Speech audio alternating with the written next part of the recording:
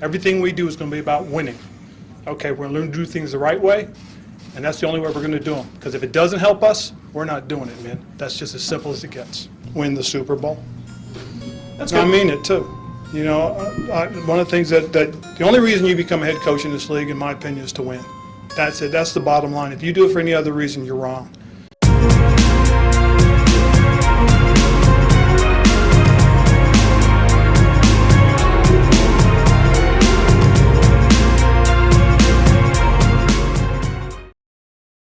Hey, Washington football fans, welcome back.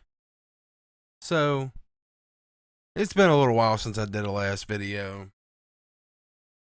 Today, I want to talk about storylines going into training camp, what I'm going to be looking for, what I think you guys should be checking out. And I think I'm going to move on from the our defense versus their offense series. Started out, I had a pretty good viewership. I thought, people be interested in how our defense stacks up against the offenses we face in the schedule, but things are really kind of teetered out there, so I don't think I'm going to be making any of those videos, but yeah, it's kind of right there at a cliffhanger, right there before Denver and our rematch with Tampa Bay, but just not getting the views, so going to move on from that, and we're going to talk about training camp storylines. And I don't know, let me know down below if you guys are really, really interested in that, and then I'll finish them out, because I already basically did all the work for it. I haven't really got the views, so just looking for something else you guys cared more about. So, going into training camp, I think there's a ton of battles that we want to see play out, and definitely I want to see how my predicted starters do. I'm anxious to see the progress. And yeah, let's start off with the offensive linemen. Right now, everyone's projecting Charles Leno as a starting left tackle and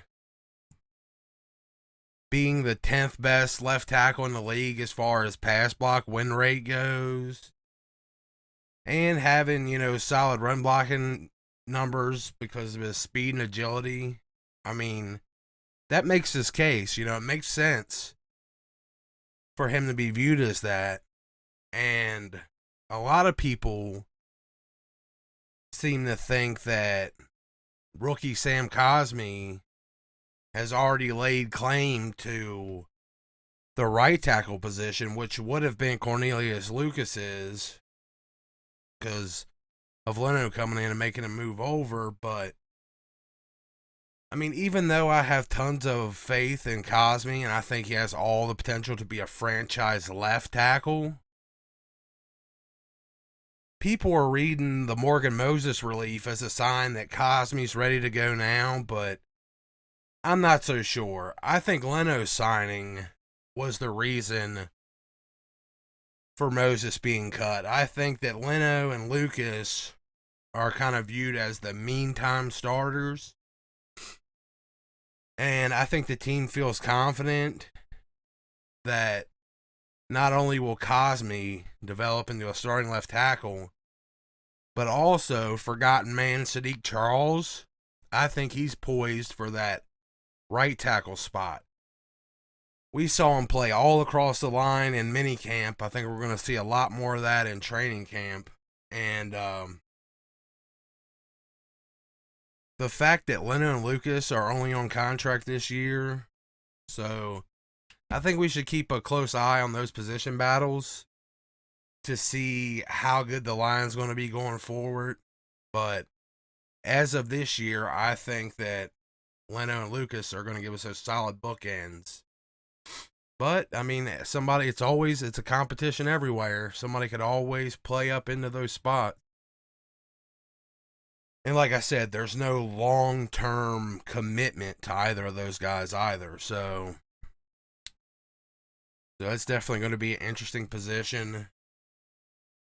In the interior, we've got two positions on lock. There's no competition that's going to take Sheriff's right guard position or Roullier's center position. Injury's the only thing that could get those guys out of those spots. Now, even with Roullier's, center job being a lock, we still have a likely camp battle with Tyler Lawson coming over to challenge Keith Ishmael. Now, Keith is going to have to really step his game up and show real development because Lawson actually has some pretty well graded starting experience. He was actually on our practice squad in 2015 before Ron Rivera signed him. And in his time with Ron, he actually ended up starting a whole season in 2017 and pulling off a pretty respectable 67.2 PFF grade. So that kind of production in a backup center is something you definitely want to keep. And a proven guy that's been that reliable and played good football for Ron before means, like I said, a uphill battle for Ishmael. And then at left guard, we're all assuming former first round pick Eric Flowers has his old spot back after trading for, we swapped 7th round picks for a quality left guard. I mean, that's like stealing. It makes me feel excited and dirty at the same time. And that's our first example of that Mayo trade magic, in my opinion.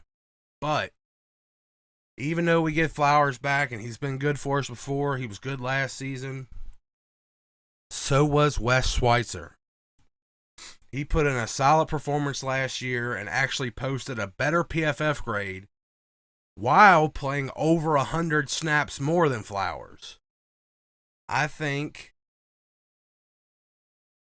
a lot of interior offensive linemen get better with age, and Wes is coming into that age where Marshall Yonda, Richie Incognito, Brandon Brooks, Kalichi Osmail, they all reached their prime. Hell, even Hall of Famer DeMonte Dawson hit his stride at 27. So I think 27 to 32 is kind of that sweet spot for offensive guards, and both Wes and Eric are right there and ready to battle it out. So we got to keep an eye on those guys and see. It looks like we have two very high quality options going forward. It's just a matter of who's going to be the better one to start.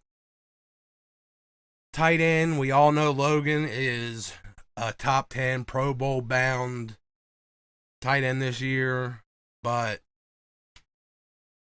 I really am interested in watching Bates, how good he's doing, and I'm really hoping to see signs that Reyes will actually be able to play this year. Everybody's already writing him off, but I think that there's some simple stuff they can do in the pass game to actually get use out of him this year and actually let him make a big impact. So I just want to see how much they put him on the field in training camp to see if kind of that's the way they're going to go. Running back, hoping to see Gibson look healthy. He just did an interview with PFF Fantasy. He said he's feeling great. So hopefully he's going to be on top of his game. And I'm personally hoping to see Jared Patterson lock down a roster spot by outshining Barber and Miller and Williams. Anybody in his way. I'm just hoping that Gibson looks healthy and Patterson locks down a spot. Also looking for McKissick to possibly take a step up, as a ball carrier. We all know he's great at receiving, but let's see him take a step up as a ball carrier. Wide receiver, now, that's going to be a shootout in training camp. We know Terry, Curtis, and Diami are the top dogs. And people seem to have a lot of stock in Humphrey's relationship with Fitz as far as landing him a roster spot, but don't be so sure. We're going to have some serious camp battles out there. Did Cam Sims do enough last season to secure that 4th spot? I think so, unless in training camp we just see someone blow it out of the water. Like, hopefully, Harmon. I'm hoping Harmon comes back and shows off some great improvement. AGG was getting some talk from mini camp. We got to see what he does in training camp. It looks like it could be a great scrap. Those 3 guys right there, Cam Sims, AGG, and Harmon, kind of fighting for the same position. We also have Isaiah Wright, and he actually might get a roster spot just because he more directly fits as a backup for the kind of things that Curtis Samuels does, being able to carry the ball out of the backfield and, catches a receiver. Take it at a much lower level, but still a similar player that could be a backup so you could keep certain plays in the playbook even if Samuel got injured or something. Maybe that would help him keep a practice squad. Keep a roster spot. But another battle I'm really looking at is rookie Dax Milne. I'm really hoping to see him overtake Humphreys and be the new improved Humphreys 2.0. But it's something that's got to play out, and it's going to be, if Ryan Fitzpatrick probably has anything to say about it, it's going to be an uphill battle, but he's looking great in minicamp. Ron had some nice things to say about him. Hopefully he can really show it off in training camp, and that's what I'm going to be looking for. And oh yeah, Steven Sims is going to be there too, but whatever. This wide receiver group is going to be fiercely competitive, outside of the top 3 guys, of course, who can probably just sit on the bench the whole time if they wanted to. I mean, they're not going to, but after that, it's where the real competition is. And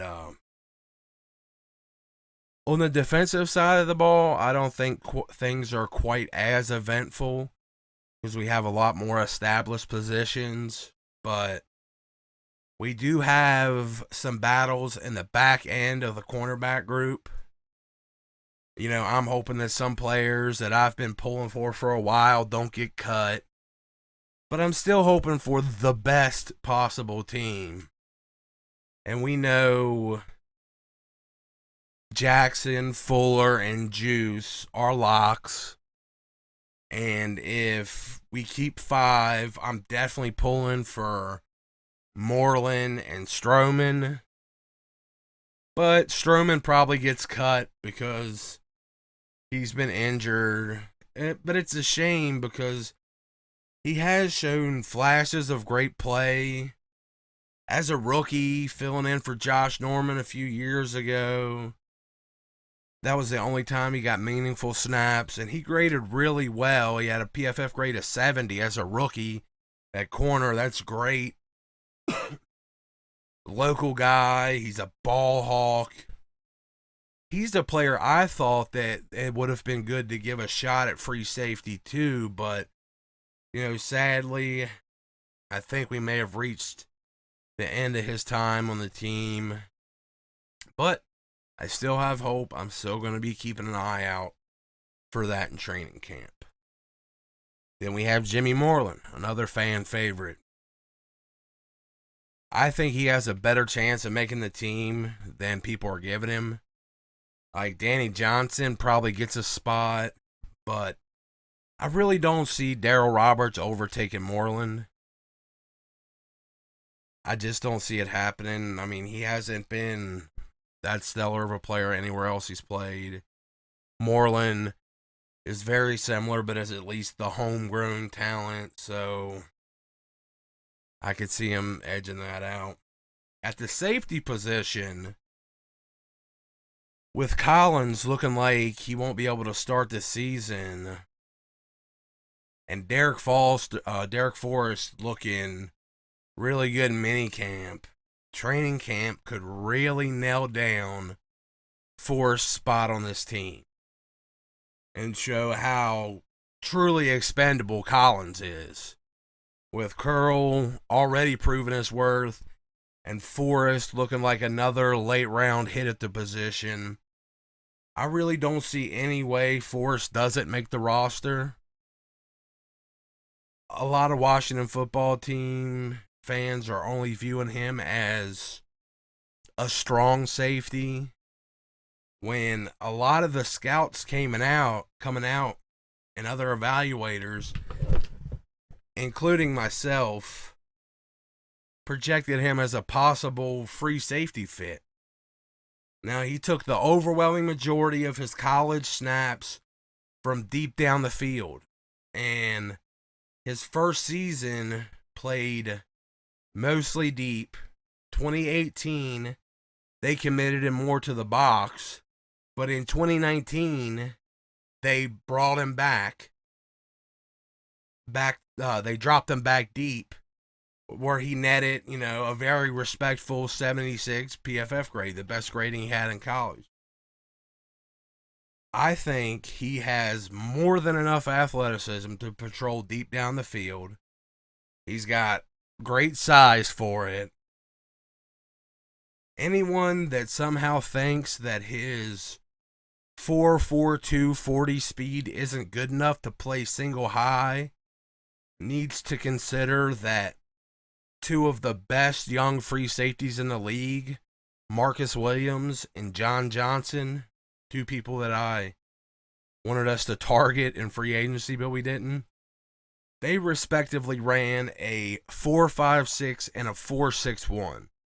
And they're some of the best free safeties in the league. So, free safety is a spot Derek could definitely shock a lot of people at. And speaking of the free safety position, Bobby Mccain. My initial hype over Bobby McCain signing has kind of worn off. And after looking back at his actual play at free safety, the spot we actually need him in, I'm less impressed. In minicamp, it almost looked like he was more of a threat to Moreland's spot as the backup slot cornerback than actual free safety. I think a lot of us underestimated how solid Jeremy Reeves actually was last season. And I think he might be able to pull out a starting job, and a big shocker, him or Forrest, could give us back-to-back years with that big surprise at free safety. We signed Bobby McCain, but maybe he doesn't even make the roster. Is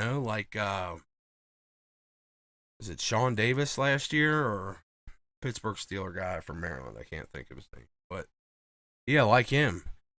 Maybe Bobby McCain ends up being that. And like I said, after looking back at some of his free safety play, I'm not that impressed. And Reeves definitely graded way better last season when in that position. On to the linebacker group. This is the group that's it's going to have most of my attention. I'm going to be checking out everything, but I'm going to be dug in on the linebacker group. It was the group that needed the most improvement. And I want to see how well we did improving it. I'm going to have my eye on Khaleke Hudson, that I was a fan of before the draft, and see how he continues to progress. He looked great minicamp, got some people talking, And a couple weeks before that, when I mentioned him as a possible starter, everybody was like, who? Then they were like, oh, well, this guy's great. I want him to continue to get, more people on his side. I want him to continue getting better and secure that starting position. So I'm definitely going to keep an eye on that. And of course, I'm going to be watching first rounder Jamin Davis. and looking to see all these Darius Leonard traits as I keep hearing the comp. But I'm really hoping to see my man Shaka Tony getting some linebacker reps. I think he could make a great transition to linebacker. Jack Del Rio mentioned cross-training him there, and I'm very anxious to see it. We didn't see him take any linebacker reps at minicamp. At least they didn't show us. So hopefully in training camp we'll see that, and hopefully he can pick that up and run with it. Also, always looking to see Cole Holcomb take a step up. Definitely paying attention to his coverage reps. After those guys, I feel like everybody else is battling for a roster spot. John Bostic, he's gotten praise for his leadership, but at the same time, Ron has frowned upon his performance. He's called out the linebacker group, the whole group, when at times it was Bostic botching the play last season. And he's been awful his whole career. There's a reason nobody else has brought him back for a second year, let alone a third season like we did. He's never sniffed a 65 PFF grade. He's just not a starting linebacker. And we would be much better served trying some of these other guys out and letting him walk. It's not like anybody's going to sign him. We could definitely call him back later on if we change our mind. Joe Walker, we signed him. He definitely fits Ron's profile of high-level athlete with a +9, 9+ RAS. I want to see how he does out there in training camp. David Mayo has a bit of hype from some fans. He's great run defending, and that was one of our huge weaknesses, so I want to see how he fits into the scheme and how he works. And even as a pure, run-stopping linebacker that's kind of obsolete in the NFL nowadays, maybe, we look at him and see how he's doing in his coverage reps. Honestly, he probably can't be worse than John Bostic, so... and, going to pay attention to see if he can round himself out enough to make the team. Justin Phillips was a quiet signing that had some pass rush upside at the linebacker position, but probably just a camp body. Special teamer David Norris, he's probably out the door. Even a Carolina guy that Ron brought over. I think Ron is bent on finding Apke a role on this team no matter what. So he could land that only special team spot. And David Norris could be out. And Apke would still be on our team as that specialist. It's not unheard of. Bill Belichick has had a couple guys that were just core special teamers, never touched the ball anywhere else, and he swore by them. Maybe that's what Apke could be for Ron Rivera. Jordan Kanazik, I believe is how you say it. He's another guy Ron brought over from Carolina. He could find a backup role or maybe a special team role. And as far as our D-line goes, we all know what's going to be going on. I mean, we don't even have to watch these guys, but definitely going to keep our eyes on the young guys and the backups and see, even though there's really no chance for upward mobility, still going to see how these guys could stack up, for those times when they have to come in and spell, or God forbid somebody gets hurt. We're going to have to see how Ioannidis looks, if he looks really healthy, because he's definitely going to help the rotation. Kind of like we did great last season, but we definitely missed him with some pressure there. Gonna have to look at guys, freak athletes like Casey Toohill and James Smith Williams, and see how much promise they have as, you know, ends that can spell our guys. See how to make sure there's not a huge drop in production when Chase needs to take a drink of water. And, you know, those guys, William Bradley King, see how they look in training camp, see who's going to make the team. And like I said, hopefully before Shaka Toney, I hope he's going to find his spot with the linebacker group and with extra pressure packages on passing downs. I think it's easier for him to find his way on the team taking linebacker reps, because there's nothing really special outside of, you know, 3 guys, and even they have, after Jamin, I mean, Kalik's got a lot of promise, and Cole's a great athlete, but there's just not much there to compete against. So hopefully Shaka makes the commitment, the team makes the commitment, he can find his way there. So there's the video. You may have noticed at the beginning in the things, I now have buy me a coffee links, or my name, my buy me a coffee name in the opening card, and a Venmo name.